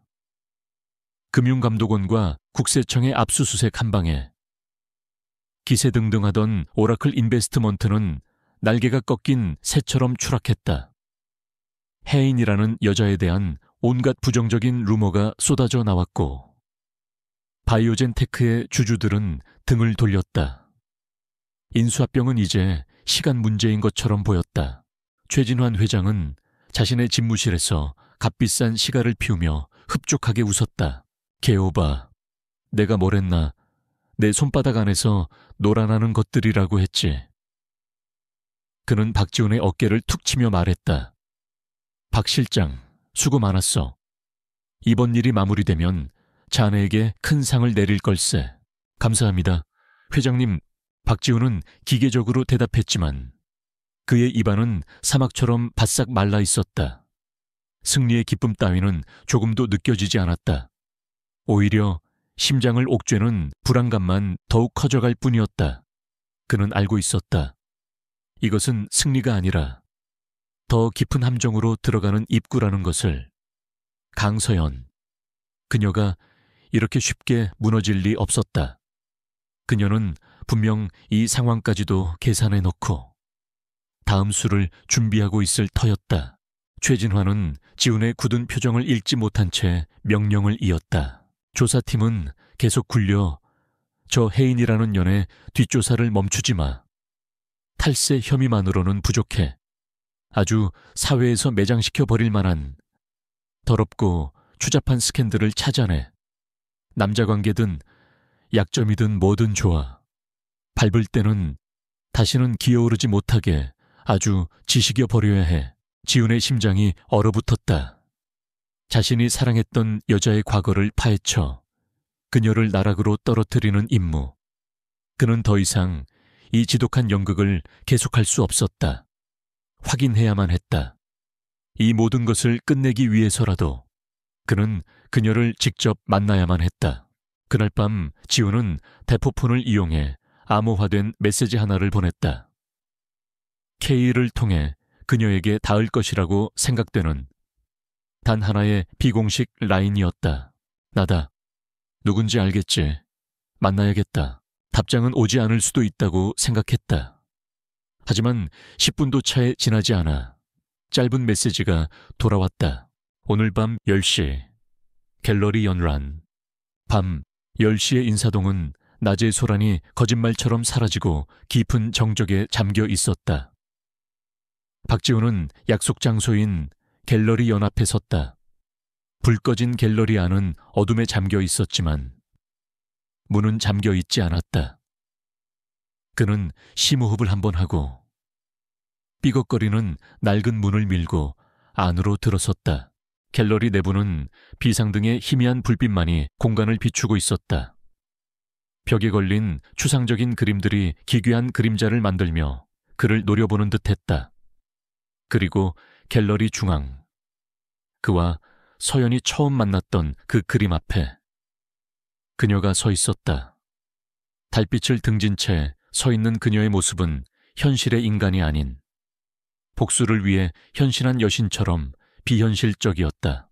와스너, 그녀의 목소리가 고요한 공간을 낮게 울렸다. 박지훈은 마른 침을 삼키며 그녀에게 다가갔다. 당신 도대체 누구야? 그의 목소리는 형편없이 떨리고 있었다. 혜인은 천천히 몸을 돌렸다. 어둠 속에서도 그녀의 눈빛은 얼음처럼 차갑게 빛나고 있었다. 내가 누군지 정말 몰라서 물어. 그녀의 입가에 옅은 조소가 걸렸다. 갤러리, 체스 이야기, 만년필, 그렇게 많은 힌트를 줬는데도 아직 긴가민가해. 예전보다 머리가 많이 나빠졌나 보네. 박지훈 씨, 심장이 멎는 것 같았다. 그녀는 모든 것을 알고 있었다. 그가 자신의 정체를 의심하고 있다는 것까지도. 왜 이런 짓을 하는 거야? 목적이 뭐야, 돈이야? 아니면 SJ그룹이야? 그는 거의 절규하듯 외쳤다. 혜인은 대답 대신 그에게 한 걸음 더 가까이 다가왔다. 그녀에게서는 서늘하면서도 매혹적인 향기가 났다. 강서연이 예전에 쓰던 향수와는 전혀 다른 낯선 향기였다. 목적 그녀가 나지막이 되물었다. 글쎄, 2년 동안 차가운 독방에 갇혀서 하루에도 수백 번씩 당신들 얼굴을 떠올렸어. 당신들이 내게서 앗아간 것들을 곱씹었지. 내 이름, 내 미래, 내 가족, 그리고 내 믿음. 그녀의 목소리는 차분했지만 그 안에는 지옥의 불길 같은 증오가 담겨 있었다. 당신은 아직도 모르는구나. 당신이 나한테서 뭘 빼앗아 갔는지. 그 순간 혜인이 손을 들어 지훈의 뺨을 아주 부드럽게 스쳤다. 지훈은 저도 모르게 움찔하며 몸을 굳혔다. 그녀의 손길은 뱀이 피부를 스치는 것처럼 소름 끼치게 차가웠다. 오랜만인 지훈 오바. 한때는 세상에서 가장 달콤했던 그 호칭이 지금은 비수가 되어 그의 심장을 꿰뚫었다. 모든 것이 무너져 내렸다. 마지막까지 붙잡고 있던 희미한 희망. 어쩌면 아닐지도 모른다는 마지막 이성의 끈이 끊어졌다. 그녀가 강서연이 맞았다. 시오연아? 그의 입에서 신음 같은 이름이 흘러나왔다. 그의 눈빛이 절망으로 흔들렸다. 그는 뒷걸음질 치다가 벽에 부딪혔다. 아우, 내가 어떻게 교도소에서 나와 이런 일을 벌이는지 궁금해. 서연이 그의 말을 가로챘다. 당신들이 나를 버러지처럼 짓밟는 동안 나는 살아남기 위해 발버둥 쳤어. 당신들이 더 높은 곳으로 올라가기 위해 축배를 드는 동안 나는 복수심을 먹고 괴물이 되었지. 당신들이 만든 괴물이야. 박지훈, 미안하다. 그때는 나도 어쩔 수가 없었어. 회장님의 명령을 거역할 수가. 그의 비굴한 변명에 서연의 얼굴에서 처음으로 표정이 사라졌다. 얼음 같던 얼굴이 순식간에 분노로 타올랐다. 짝, 날카로운 파열음과 함께 지훈의 고개가 옆으로 돌아갔다. 타는 듯한 고통이 뺨을 타고 번졌다. 그 더러운 입으로 변명하지 마. 서연의 목소리는 찢어질 듯 날카로웠다. 그녀의 눈에서는 눈물 대신 불꽃이 튀었다. 어쩔 수 없었다고. 당신은 선택을 한 거야. 나를 배신하고. 내 인생을 팔아서 당신의 성공을 사기로. 내 아버지가 충격으로 돌아가셨을 때, 우리 집이 풍비박산 났을 때. 당신은 뭘 했지? 당신은 최진환의 충실한 개가 되어서 내가 흘린 피눈물 위에서 춤을 췄어. 에천주의 마르카지테리에스티. 그녀는 한 걸음 물러서며 경멸 가득한 눈으로 그를 쏘아보았다. 내가 왜 돌아왔는지 아직도 모르겠어. 당신들에게 똑같이 돌려주기 위해서야. 당신들이 내게서 모든 것을 빼앗았듯이 나도 당신들의 모든 것을 빼앗을 거야. 당신들이 쌓아 올린 그 거짓의 제국. 내가 바로 이 손으로 잿더미로 만들어버릴 거니까. 지훈은 완전히 무너져 내렸다. 그는 벽에 기댄 채 그대로 주저앉았다. 그의 머릿속은 공포와 죄책감으로 뒤엉켜 아무런 생각도 할 수 없었다.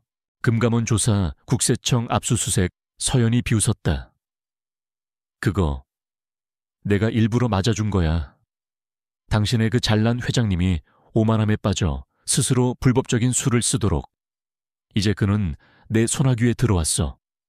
내가 쳐놓은 거미줄에 제 발로 걸어 들어온 멍청한 파리처럼. 그제야 지우는 모든 것을 깨달았다. 그녀는 일부러 공격을 허용해서 최진환이 권력과 결탁한 증거를 남기도록 유도한 것이었다. 이 모든 것이 그녀의 거대한 계획의 일부였다. 이제 시작일 뿐이야. 박지훈, 서연은 차갑게 선언했다. 앞으로 똑똑히 지켜봐. 당신이 그토록 지키고 싶어 했던 모든 것들이 어떻게 무너져 내리는지. 당신은 VIP석에서 가장 가까이에서 그 모든 걸 목격하게 될 거야. 그리고 마지막에는 당신 차례가 오겠지. 그 말을 끝으로 서연은 더 이상 그에게 눈길도 주지 않은 채 몸을 돌렸다. 그녀는 어둠 속으로 천천히 걸어갔다. 희미한 달빛 아래 그녀의 뒷모습은 연약해 보이면서도 강철처럼 단단해 보였다. 박지훈은 차가운 바닥에 주저앉은 채 그녀가 사라진 어둠을 망연자실하게 바라보았다. 갤러리 안에는 그와 그들의 죽어버린 과거의 추억, 그리고 그의 뼛속까지 스며드는 지독한 공포만이 남아있었다. 이제 협상도, 도망도 불가능했다. 심판의 시간이 시작된 것이다. 박지훈이 떠난 갤러리 안. 강서연은 홀로 어둠 속에 서 있었다. 그녀의 손은 미세하게 떨리고 있었다. 2년간 강철처럼 단련했던 감정의 갑옷이 박지훈의 무너진 얼굴 앞에서 잠시 균열을 보인 탓이었다. 하지만 그것도 잠시. 그녀는 이내 차가운 분노로 미세한 균열을 다시 메웠다. 감상에 빠져 있을 시간은 없었다. 이제 막 이막이 올랐을 뿐이었다. 그녀는 킥에 신호를 보냈다. 준비한 선물을 풀 시간이야. 다음 날 아침 대한민국은 하나의 녹취 파일로 인해 발칵 뒤집혔다.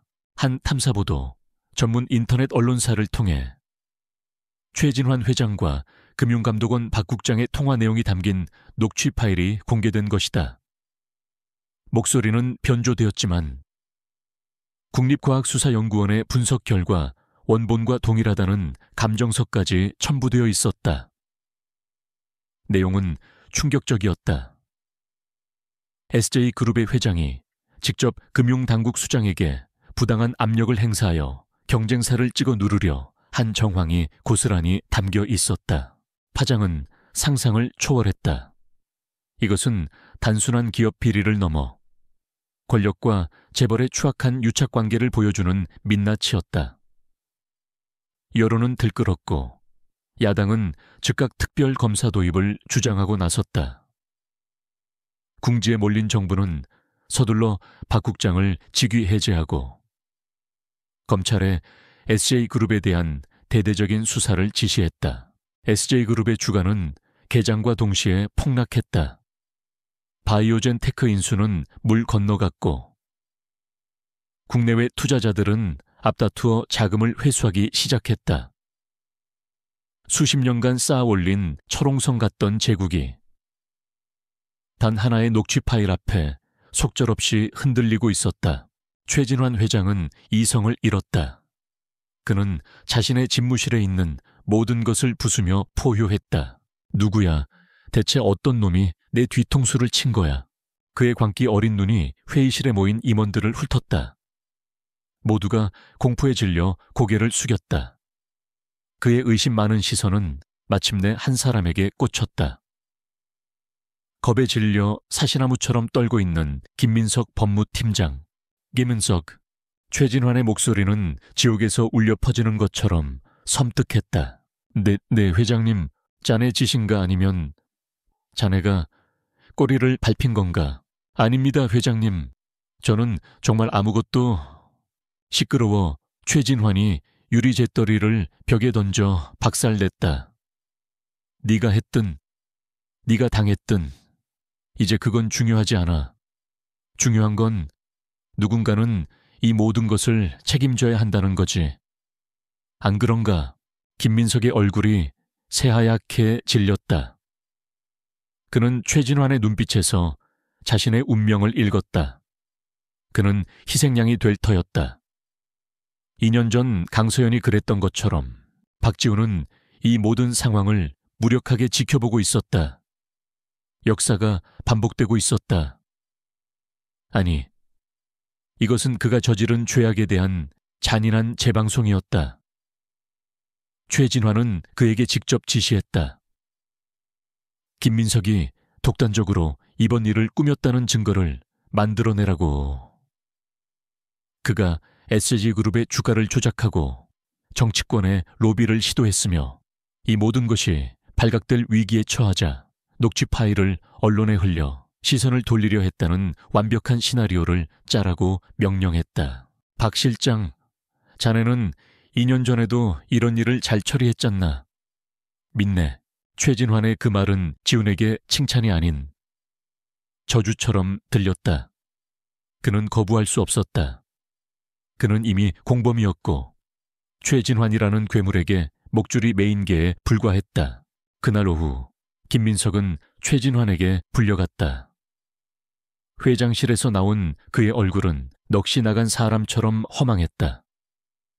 최진환은 그에게 모든 것을 뒤집어 쓰라고 했다. 감옥에 가는 것은 물론 그 이후에 모든 법적인 책임을 지라고 했다. 대신 그의 가족에게는 평생 먹고 살 돈을 주겠다고 제안했다. 그것은 제안이 아닌 통보였다.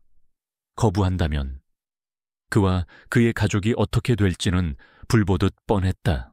김민석은 정신없이 자신의 사무실로 돌아와 짐을 챙기기 시작했다. 도망쳐야 했다. 이 나라를 떠나야 했다. 하지만 그가 지하 주차장으로 내려갔을 때 그의 차 주변에는 이미 낯선 얼굴의 남자들이 서성이고 있었다. 최진환의 감시였다. 그는 도간에 든 쥐였다. 절망의 나락으로 떨어져 모든 것을 포기하려던 순간 그의 주머니 속에서 낯선 진동이 울렸다. 발신자 표시 제한. 그는 망설이다가 전화를 받았다. 김민석 씨, 수화기 너머에서는 기계로 변조된 목소리가 흘러나왔다. 살고 싶습니까? 김민석은 숨을 삼켰다. 누구? 시조. 당신을 최진환의 소나귀에서 빼내줄 수 있는 사람입니다. 선택은 당신 몫입니다. 이대로 개죽음을 당하든 아니면 마지막 기회를 잡든. 1시간 뒤 김민석은 K의 지시에 따라 감시를 피해 약속 장소인 낡은 폐공장에 도착했다. 공장 안에는 아무도 없었다. 텅 빈 공간 중앙에 놓인 테이블 위에 노트북 한 대만 덩그러니 놓여 있을 뿐이었다. 그가 다가가자 노트북 화면이 켜지며 한 여자의 얼굴이 나타났다. 해인 강서연이었다. 김민석은 비명을 지르며 뒷걸음질 쳤다. 깡, 강서연 오랜만이네요. 김민석 팀장님. 아니, 변호사님이라고 불러야 하나. 화면 속 서연의 목소리는 감정 없이 차가웠다. 내 얼굴을 보니 많이 놀란 모양이네요. 하긴 당신이 직접 증거를 조작해서 감옥에 보낸 사람이 눈앞에 나타났으니 네, 내가 어떻게... 그런 상투적인 질문은 시간 낭비니 생략하죠. 서연이 그의 말을 잘랐다. 본론으로 들어갈까요, 당신? 곧 최진환에게 숙청당할 겁니다. 모든 죄를 뒤집어쓰고 감옥에 가거나 아니면 조용히 처리되겠죠. 당신 가족도 무사하지 못할 거고요. 김민석의 온몸이 떨렸다. 서연은 그의 공포를 정확히 꿰뚫고 있었다. 내가 제안을 하나 하죠. 서연이 말을 이었다. 당신과 당신 가족이 이 나라를 떠나 새로운 신분으로 조용히 살아갈 수 있게 해주겠습니다. 안전은 내가 보장하죠. 원하는 게 뭡니까? 김민석은 겨우 목소리를 쥐어짰다. 서연의 눈이 번뜩였다. 당신이 가진 보험. 2년 전 최진환이 내게 죄를 뒤집어 씌우라고 지시했던 모든 증거. 당신이 조작했던 증거의 원본 파일. 그리고 최진환의 목소리가 담긴 녹음 파일까지. 당신처럼 겁 많고 교활한 인간이라면 만약을 대비해 그런 것 하나쯤은 반드시 챙겨뒀을 테니까. 김민석의 동공이 격렬하게 흔들렸다. 그녀의 말이 맞았다. 그는 만일을 대비해 모든 것을 백업해 두었다. 최진환에게 배신당할 경우를 위한 자신의 마지막 생명줄이었다. 그는 두려움에 떨며 화면 속의 여자를 보았다. 한쪽은 자신을 죽이려는 옛 주인, 다른 한쪽은 자신이 나락으로 떨어뜨렸던 복수의 화신. 어느 쪽도 안전한 선택지는 아니었다. 하지만 오직 한쪽만이 그에게 생존을 제한하고 있었다. 만약 그걸 넘겨주면 정말 날 살려줄 겁니까? 약속하죠. 서연의 목소리에는 일말의 망설임도 없었다. 난 최진환처럼 약속을 어기진 않으니까. 김민석은 오랫동안 침묵했다.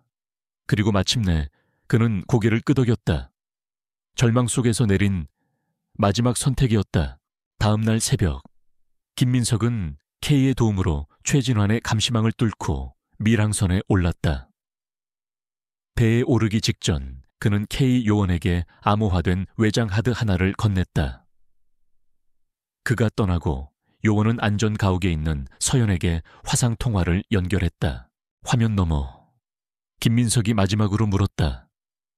궁금한 게 하나 있습니다. 당신은 왜 날 도와주는 겁니까? 나는 당신 인생을 망친 사람인데. 서연은 차가운 눈으로 그를 응시하며 대답했다. 착각하지 마세요. 난 당신을 돕는 게 아니야. 당신을 이용하는 거지. 당신이 최진환의 도구였던 것처럼. 유일한 차이점이라면 나는 내가 쓴 도구를 버리기 전에 살려는 준다는 것뿐. 통화는 그대로 끊겼다. 김민석은 망망대해를 바라보며 허탈하게 웃었다. 그는 결국 이쪽에서도 저쪽에서도 도구에 불과했다. 하지만 적어도 그는 살아남았다. 서연은 자신의 손에 들어온 외장 하드의 암호가 풀리는 것을 지켜보았다. 화면에 나타나는 수많은 파일들. 2년 전의 진실, 최진환의 추악한 민낯이 고스란히 담겨 있었다. 복수를 위한 마지막 퍼즐 조각이 마침내 맞춰졌다. 김민석이 넘긴 외장 하드는 판도라의 상자였다. 강서연과 K는 꼬박 이틀 밤낮으로 그 안의 데이터를 분석했다. 2년 전 서연을 나락으로 떨어뜨렸던 조작된 증거들의 원본 파일, SJ그룹의 추악한 비자금 내역, 그리고 최진환이 직접 범죄를 지시하는 목소리가 담긴 녹음 파일까지. 그야말로 범죄의 백과사전이었다. 하지만 결정적인 증거 하나가 자물쇠에 잠겨 있었다. 최진환의 개인 금고와 해외 페이퍼 컴퍼니 계좌를 직접적으로 연결하는 암호화된 최종 거래 장부. 김민석조차 접근 권한이 없었던 이 파일은 SJ그룹의 메인 서버 가장 깊숙한 곳에 봉인되어 있었다. 암호화 수준이 상상을 초월해. 카이 목소리가 사령부의 스피커를 통해 울렸다. 그의 목소리에는 드물게 곤혹스러운 기색이 묻어 있었다. SJ그룹의 보안 시스템 케르베로스는 거의 군사급 방어 체계야. 김민석이 준 데이터가 지도는 될 수 있지만 성벽을 넘기엔 역부족이야. 정면으로 뚫는 건 불가능해. 정면으로 뚫을 수 없다면 내부에서 문을 열게 만들어야지. 서연의 눈은 메인 서버의 구조도를 보여주는 모니터에 고정되어 있었다. 그녀의 머릿속은 이미 다음 작전을 구상하고 있었다. 그녀의 예상대로 최진환은 미친 개처럼 날뛰고 있었다. 김민석이 해외로 밀항했다는 보고를 받은 그는 자신의 모든 인맥과 어둠의 경로까지 총동원해 김민석을 추적하기 시작했다. 인터폴에 수배 요청을 넣는 한편 거액의 현상금을 걸고 전문 해결사들까지 고용했다. 동시에 그는 SJ그룹의 모든 서버에 대한 최고 등급의 보안 강화를 명령했다.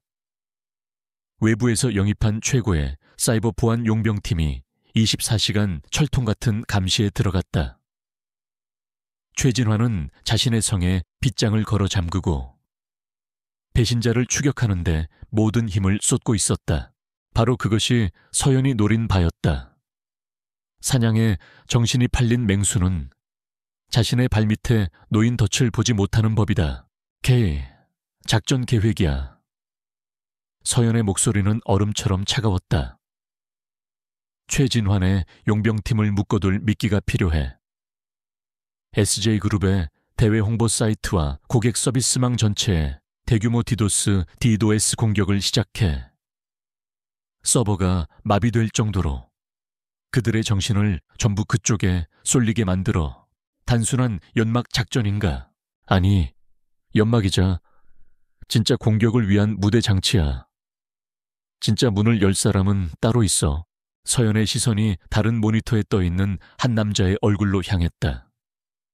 박지훈, 절망과 공포에 질려 하루하루 영혼이 무너져 내리고 있는 남자. 그는 이 작전의 가장 중요한 열쇠였다. 그날 밤 박지훈은 또다시 암호화된 메시지를 받았다. 발신인은 강서연이었다. 메시지는 짧았다. 첨부된 파일 하나와 한 줄의 문장. 최진환은 당신도 버릴 거야. 이게 당신의 마지막 동아줄이야. 지훈은 떨리는 손으로 파일을 열었다. 김민석이 넘긴 데이터의 일부였다. 2년 전 자신이 직접 서연에게 죄를 뒤집어 씌우는 회의에 참석했던 내용과 그 대가로 거액의 보너스를 받은 계좌 내역이었다. 최진환뿐만 아니라 자신 역시 빼도 박도 못하는 공범이라는 명백한 증거. 심장이 바닥으로 떨어지는 것 같았다. 서연의 말이 맞았다. 김민석이 제거된 다음은 자신의 차례가 될 터였다. 최진환은 이 모든 비밀을 아는 마지막 사람인 자신을 결코 살려두지 않을 것이다. 그때 또 하나의 메시지가 도착했다. 내일 오후 3시 그룹 전체 시스템 보안 업데이트가 있을 거야. 그때 당신에게 파일을 하나 더 보낼게. 당신 사무실에 개인 단말기에 꽂아. 당신의 보험이 될 수도 아니면 당신의 유서가 될 수도 있겠지. 선택은 당신이 해. 이것은 협박이자 유혹이었다. 서연은 그에게 선택권을 주는 척하며 사실상 그를 외통수로 몰아가고 있었다. 최진환에게 충성하며 죽음을 기다리든 아니면 서연의 손을 잡고 미약한 생존의 가능성에 걸어보든. 다음날 오후 SJ그룹 기획조정실은 지옥이나 다름없었다. 오후 2시 50분 K가 계획대로 대규모 디도스 공격을 시작했다. 그룹의 모든 대외 웹사이트가 마비되었고 고객센터의 전화는 불통이 되었다. 최진환이 고용한 사이버 용병팀은 갑작스러운 외부 공격에 혼비백산하여 모든 인력을 그쪽 방어에 투입했다. 젠장, 놈들이 총공세를 시작했다. 모두 방어벽에 집중해. 보안팀의 고함 소리가 사무실을 가득 메웠다. 그리고 오후 3시 정각, 박지훈의 개인 단말기에 약속된 파일이 도착했다. 그는 손에 든 작은 USB를 내려다보았다. 땀으로 축축한 손 안에서 그 작은 금속 조각이 자신의 운명만큼이나 무겁게 느껴졌다. 그의 머릿속에서는 수만 가지 생각이 교차했다. 서연에 대한 죄책감, 최진환에 대한 공포, 그리고 자신의 비참한 처지에 대한 분노. 결국 이렇게 되는 건가? 그는 눈을 질끈 감았다. 그리고 결심한 듯 USB를 자신의 단말기에 꽂았다. 그 순간 서연의 사령부에서는 K의 손가락이 폭풍처럼 키보드 위를 움직였다. 내부 접속 성공. 박지훈의 단말기를 통해 케르베로스의 방화벽을 우회한다. 박지훈의 고위급 접근 권한은 내부에서 열어준 성문과도 같았다. K의 코드는 방어 시스템의 감시를 피해 순식간에 메인 서버의 심장부로 침투했다. 하지만 용병팀도 바보는 아니었다. 외부 공격이 한창인 와중에 내부 시스템에서 비정상적인 데이터 흐름이 감지된 것이다. 젠장 들켰다. 내부 스파이가 있어 3번 게이트. 즉시 차단해. 늦었어. 놈이 최종 데이터베이스에 접근하고 있다. 서버실에 경고음이 미친 듯이 울려 퍼졌다. K와 용병팀에 보이지 않는 전쟁이 0과 1의 세계에서 치열하게 벌어졌다. 방화벽이 세워지면 K는 그것을 부수고 더 깊이 들어갔다. 그들의 추적이 등 뒤까지 쫓아왔을 때 마침내 K는 암호화된 최종 거래 장부를 찾아냈다. 다운로드 시작 5초, 4초, 놈의 접속 경로를 차단했어. 거의 다 잡았. K가 엔터키를 누르는 것과 용병팀이 그의 백도어를 완전히 차단하는 것은 거의 동시였다. 후, K가 긴 숨을 내쉬었다. 미션 완료. 최종 키를 손에 넣었어. 0.5초만 늦었어도 실패할 뻔했군. 서연은 조용히 눈을 감았다. 잠시 후 그녀가 다시 눈을 떴을 때 그 안에는 모든 준비를 마친 집행인의 차가운 결의만이 서려 있었다. 그녀는 K가 해독한 최종 장부의 내용을 확인했다. 최진환이 지난 10년간 축적한 검은 돈의 역사, 그리고 그 돈이 누구에게 흘러 들어갔는지가 명백하게 기록되어 있었다. 2년 전 자신이 밝히려 했던 진실의 완전한 모습이었다.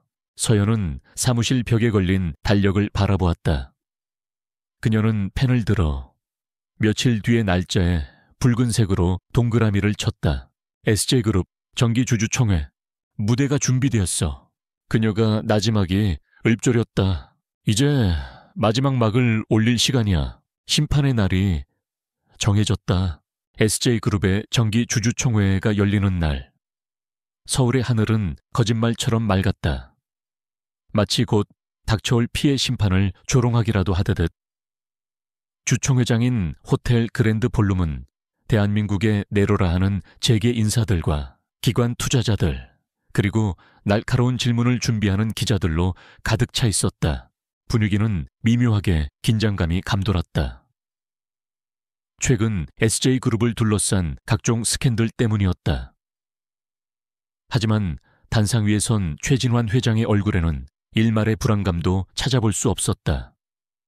그는 여전히 이 제국의 절대 군주였고 모든 것을 자신의 통제에 두고 있다고 믿어 의심치 않았다.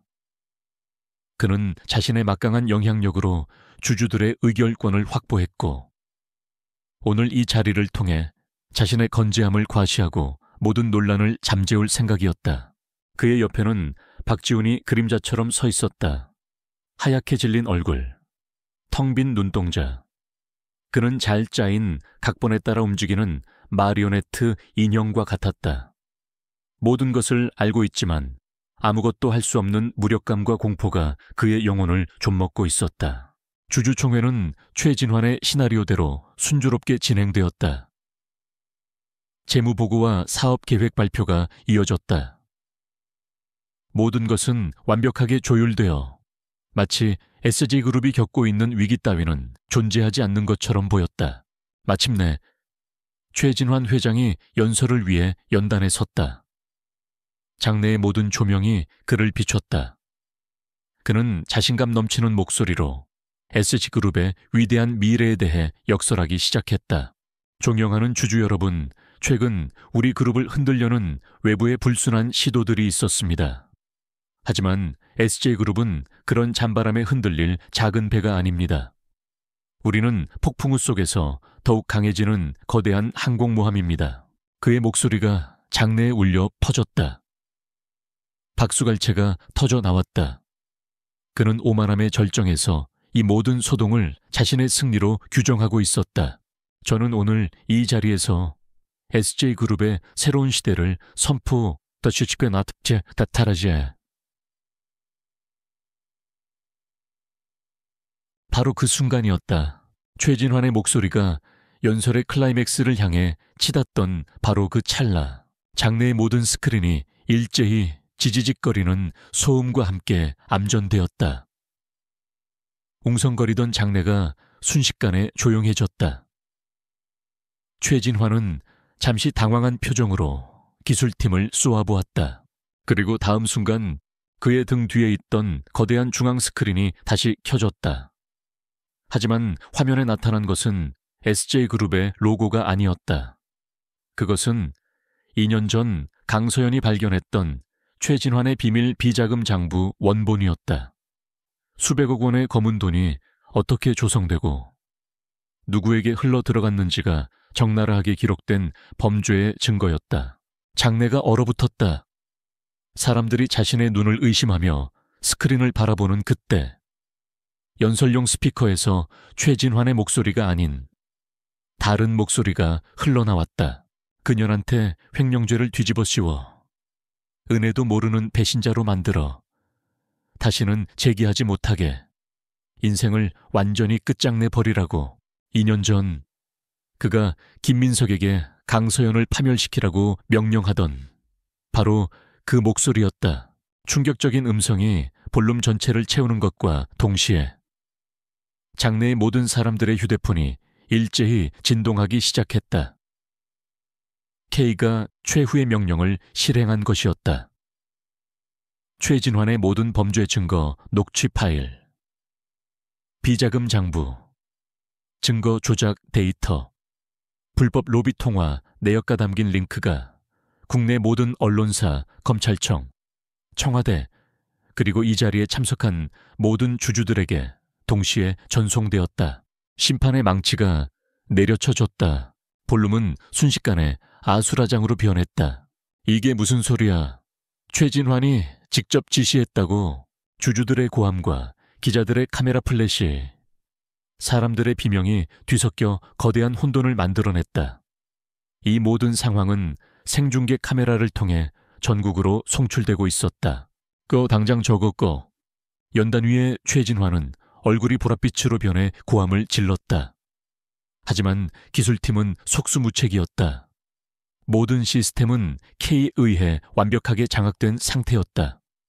그는 자신의 왕국이 무너지는 모습을 가장 화려한 무대 위에서 속수무책으로 지켜봐야만 했다. 박지훈은 움직이지 않았다. 그는 그저 조용히 눈을 감았다. 길고 길었던 고통의 시간이 끝났다는 기묘한 안도감마저 느껴졌다. 심판이 마침내 도착한 것이다. 바로 그때 볼륨의 육중한 문이 거칠게 열리고 수십 명의 검찰 수사관들이 들이닥쳤다. 그들은 망설임 없이 단상을 향해 행진했다. 그리고 그들의 뒤를 따라 한 여자가 조용히 안으로 들어섰다. 화려한 해인의 모습이 아니었다. 단정하지만 강인함이 느껴지는 옷차림에 강서연이었다. 그녀는 혼돈의 한가운데를 뚫고 마치 그 길 외에는 아무것도 보이지 않는 사람처럼 단상을 향해 걸어갔다.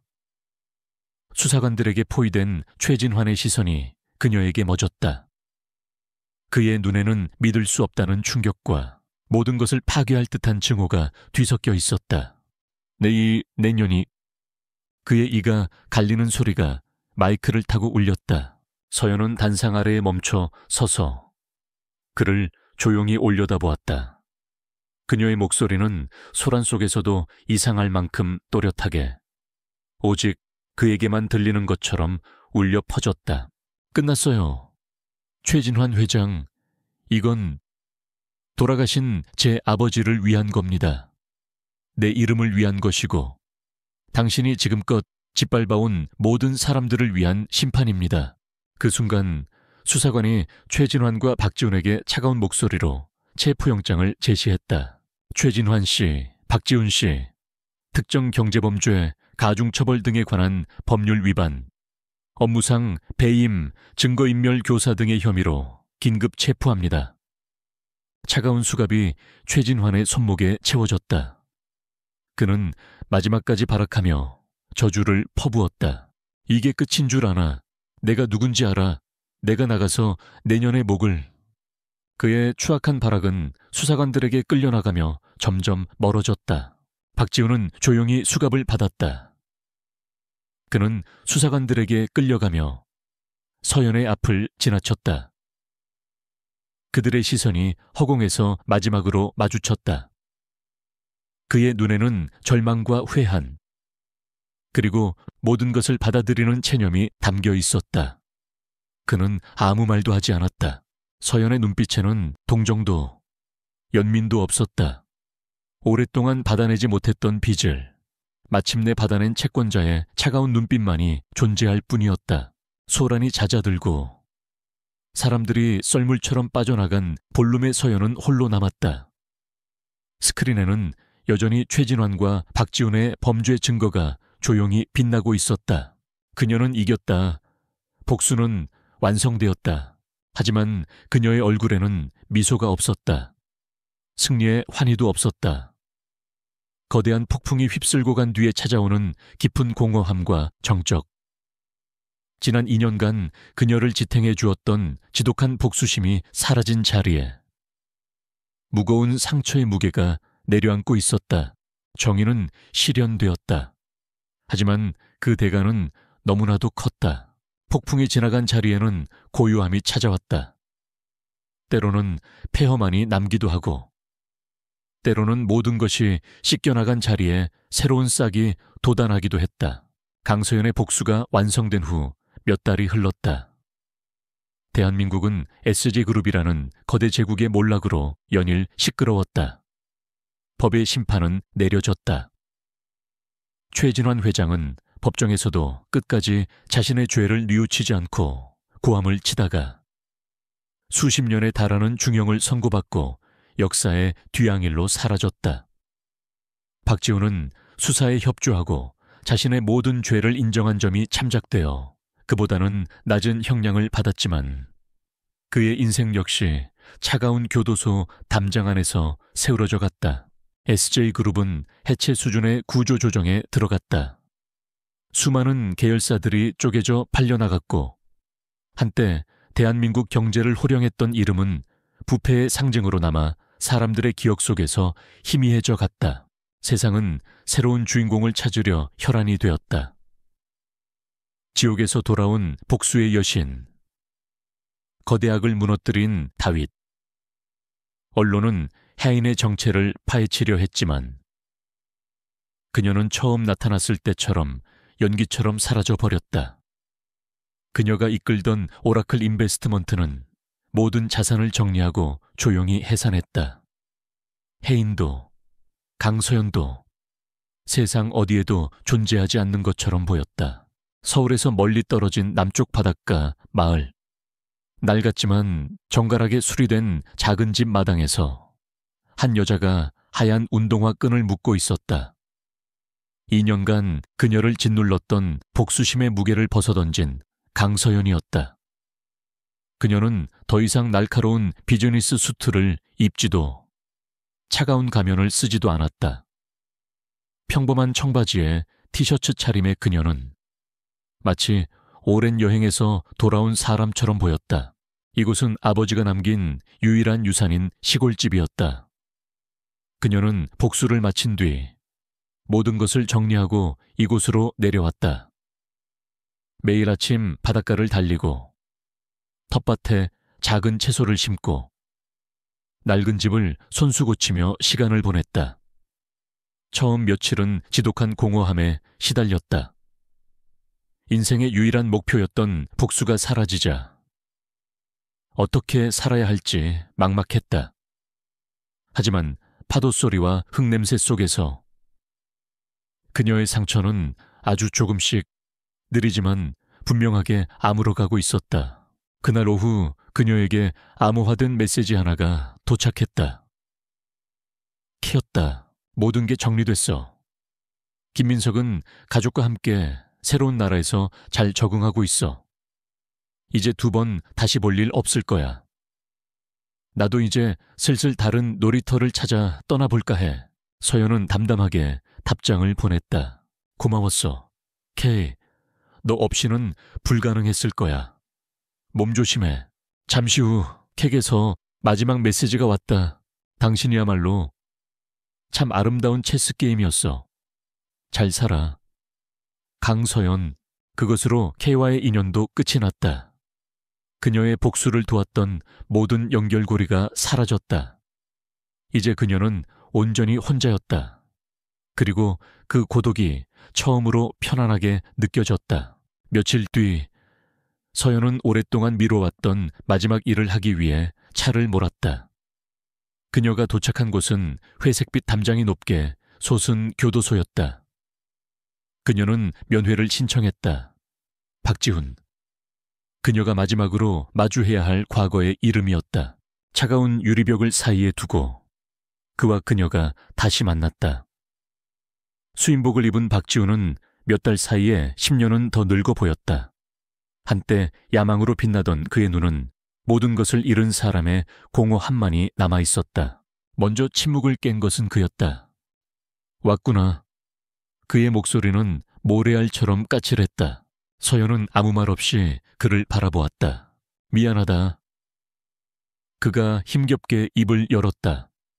이번에는 변명도 자기 합리화도 없는 진심에서 우러나온 사과였다. 내가 다 망쳤어. 너와 나 그리고 우리 모두를. 서연은 오랫동안 그를 응시했다. 그녀의 마음속에서 증오의 마지막 불씨가 희미하게 타들어가고 있었다. 그녀는 그를 용서하기 위해 온 것이 아니었다. 어쩌면 평생 그를 용서할 수 없을지도 모른다.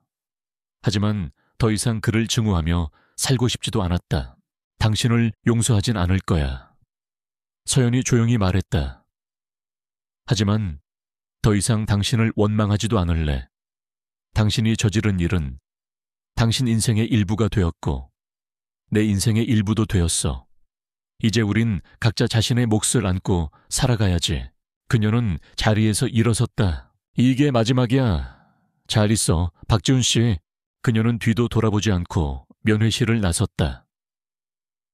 박지훈은 유리병 너머로 멀어지는 그녀의 뒷모습을 망견히 바라보다가 이내 고개를 숙이고 조용히 흐느끼기 시작했다. 너무나도 늦어버린 회한의 눈물이었다. 교도소에 무거운 철문을 나서자 눈부신 햇살이 그녀의 얼굴 위로 쏟아졌다. 서연은 자신도 모르게 눈을 감았다. 마치 아주 오랫동안 갇혀있던 어두운 터널을 막 빠져나온 기분이었다. 어깨를 짓누르던 거대한 바위 하나가 사라진 듯 몸이 가벼워졌다. 그녀는 이제 자유였다. 1년 후 에필로그. 서울의 한적한 동네 골목길. 연서란슈라는 작은 간판을 단 서점이 문을 열었다. 서점 주인은 바닷가의 집을 정리하고 서울로 올라온 강서연이었다. 그녀는 아버지의 성과 자신의 이름에서 한 글자씩을 따 서점의 이름을 지었다. 그녀는 더 이상 돈과 권력을 좇는 세상의 중심에 있지 않았다. 대신 책 냄새와 커피 향이 가득한 작은 공간에서 사람들과 조용히 교감하며 새로운 삶을 살아가고 있었다. 그녀의 얼굴에는 해인의 차가움도 과거의 상처도 아닌 잔잔한 파도 같은 평온한 미소가 자리 잡고 있었다. 어느 날 오후 한 소녀가 서점으로 들어와 그녀에게 물었다. 사장님, 연서가 무슨 뜻이에요? 서연은 소녀를 보며 따뜻하게 미소 지었다. 모든 것은 결국 제 모습 그대로 흘러간다는 뜻이란다. 그녀는 이제 알고 있었다. 복수도 증오도 결국은 시간 속으로 흘러간다는 것을. 중요한 것은 폐허 속에서도 다시 피어나는 법을 배우는 것이고 상처 입은 영혼으로도 다시 사랑하는 법을 배우는 것이라는 사실을. 그녀는 아직 완벽하게 행복하지는 않았다. 어쩌면 평생 과거의 흉터를 안고 살아가야 할지도 모른다. 하지만 그녀는 더 이상 과거에 얽매여 있지도 미래를 두려워하지도 않았다. 그녀는 그저 오늘을, 지금 이 순간을 살아가고 있었다. 창밖으로 따스한 오후의 햇살이 쏟아져 들어와 낡은 책들의 먼지를 금빛으로 물들이고 있었다. 지독했던 밤이 지나고 마침내 그녀의 인생에도 온전한 아침이 밝아오고 있었다.